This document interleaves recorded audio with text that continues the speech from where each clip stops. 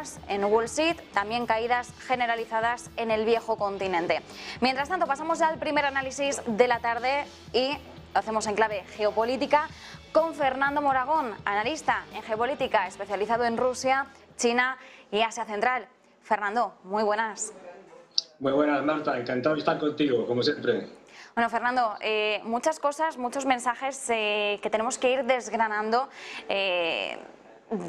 realmente acumulados a lo largo de esta semana, ¿no? Teníamos la cumbre en Bucarest de los ministros de Exteriores de la OTAN, con las declaraciones consecutivas de Jens Stoltenberg. Hoy también hemos tenido un mensaje bastante tajante del Kremlin, insistiendo en que Putin está abierto a conversaciones de paz, pero mientras tanto la OTAN sigue manteniendo también el apoyo militar a Ucrania, y de hecho Stoltenberg lo ha estado diciendo por activa y por pasiva a lo largo de toda esta semana. ¿En qué punto nos encontramos ahora? Porque sí que es cierto que desde la cumbre de Bali en Indonesia han pasado muchas cosas.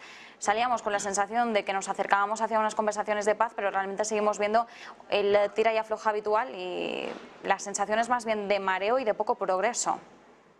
Efectivamente, así como bien señalas, la situación actualmente yo creo que hace muy difícil que tengamos unas negociaciones a corto plazo. ¿Por qué? Porque estamos ya acercándonos al invierno y ambas partes, tanto ucranianos como rusos, quieren mejorar sus posiciones desde el punto de vista militar en el caso de que luego llegara ya el año que viene una posible negociación. Y además, como siempre, la Unión Europea o la OTAN, depende, tirándose piedras a su propio tejado. Las declaraciones que ha hecho la presidenta de la Comisión Europea, la señora von der Leyen, pues ha sido demoledoras, hasta el punto de que el gobierno ucraniano ha tenido que salir diciendo no, hombre, no, esto no es así y tal. ¿Qué es lo que ha dicho la señora von der Leyen? Ni más ni menos. Pues que había habido, en este tiempo de guerra, recordemos, menos de un año, 100.000 muertos en el ejército ucraniano. Claro, esto es algo... Esto lo hacen los enemigos, pero no los amigos. Esto significa que si aplicamos una regla muy conocida en el ámbito militar, que por cada muerto hay 3 heridos, esto quiere decir que los ucranianos han tenido 400.000 bajas. Estamos hablando de un problema muy serio. Es decir, que esto lo vaya diciendo la señora Ursula von der Leyen, que está apoyando a los ucranianos, pues parece más bien que está apoyando a los rusos. Pero bueno, esto es otra cosa. La metedura de pata es espectacular. Y están esperando eso, están esperando la mejora de esas posiciones. No olvidemos que aunque el invierno hace más difícil la guerra, la confrontación, pero no lo hace imposible. Y estamos hablando de 2 ejércitos que están acostumbrados a luchar en invierno. Es decir, el problema está ahora, que es la etapa de otoño en la que las lluvias han convertido aquello en un barrizal intransitable, y cualquiera puede ver fotos donde incluso se pueden ver tanques hundidos en el barrizal hasta la altura de la torreta. Es decir, con lo cual ha hecho que las operaciones ahora sean escasas. Pero lo que sí hay es una mejora del ejército ruso en cuanto, sobre todo, a temas de drones, en cuanto a esos refuerzos de más de 300.000 hombres que van llegando y que se están preparando para lo que será una ofensiva seguramente el año que viene, y sobre todo la jugada que tienen, que es una baza absolutamente imposible de contrarrestar, y es la liquidación progresiva del sistema eléctrico de Ucrania. Lo van destrozando poco a poco. Ya los ucranianos han dicho que cada vez es más difícil encontrar repuestos. Olvidemos que son repuestos de época soviética y de sistemas soviéticos, no occidentales. Y eso, en el momento en que ellos quieran, que será cuando empiece el invierno duro, lo terminarán de cortar. Y a partir de ahí la guerra prácticamente se ha acabado. Es decir, porque ningún país puede combatir, ni siquiera subsistir con un apagón completo de su electricidad. Es decir, y eso provocará otro elemento, que es una nueva oleada de inmigrantes ucranianos hacia Europa, que le creará aún más problemas a Europa. Pero bueno, en eso estamos ahora mismo. Bueno, Fernando, por ordenar un poco, ¿no? Porque por un lado tenemos esta referencia, nos decías precisamente pues las declaraciones de Ursula von der Leyen, la metedura de pata espectacular que nos comentabas, pero además no solo Ursula von der Leyen o Jens Stoltenberg, secretario general de la OTAN, han estado abordando sus perspectivas a lo largo de esta semana. Hemos visto también esa primera cena de Estado de Joe Biden con Emmanuel Macron. Por supuesto, uno de los temas sobre la mesa fue la guerra en Ucrania y Joe Biden dijo, no, si yo estoy dispuesto a hablar con Putin, bueno, tendría que comentarlo antes con la OTAN, ¿no? Pero yo disponibilidad tengo. Ahora bien, eso sí, a cambio, Putin debe demostrar que tiene un interés en poner fin a la guerra y en este caso el Kremlin ha sido tajante. Nosotros vamos a continuar con la operación militar especial. Entonces, seguimos con lo mismo, con este tira y afloja, esta verbalización de las intenciones que no terminan realmente de solidificarse y claro, pensamos... ¿hasta cuánto tiempo más podemos estar así? Nos decías, bueno, estamos hablando de dos ejércitos que están dispuestos a luchar hasta el final, que están dispuestos a... luchar incluso a pesar de las malas condiciones climáticas, de que se acerca el invierno, nos lo describías como un barrizal.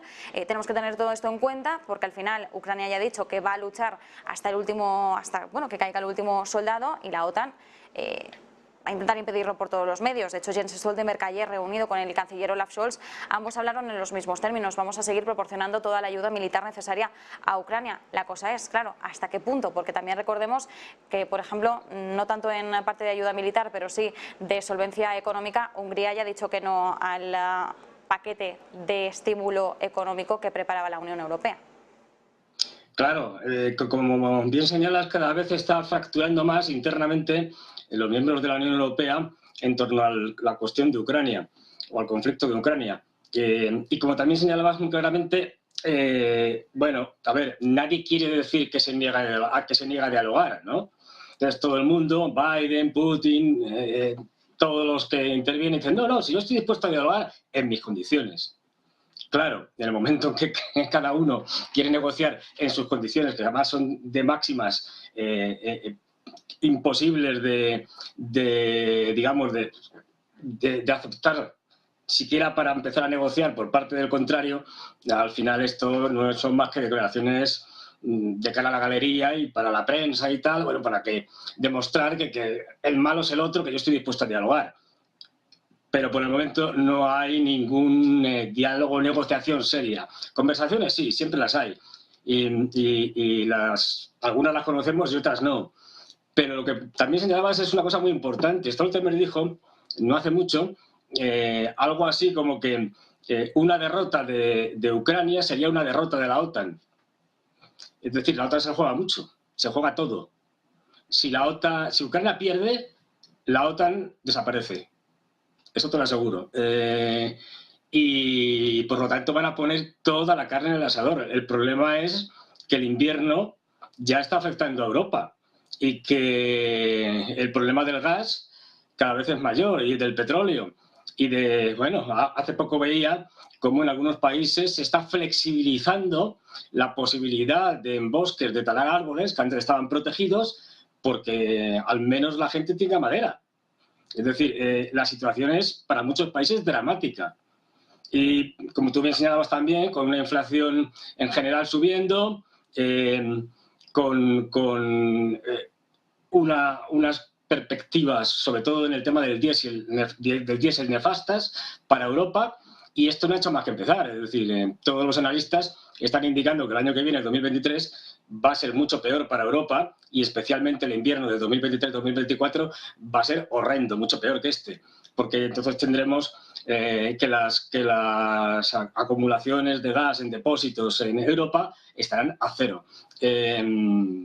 Vamos a ver, porque a pesar de lo que intentan, por ejemplo, los alemanes que han ido a Qatar y han hecho un acuerdo y tal, pero lo han hecho después de los chinos. Es decir, en segundo lugar, y además a varios años vista, es decir, hasta que no va a empezar hasta el 2027, me parece que es.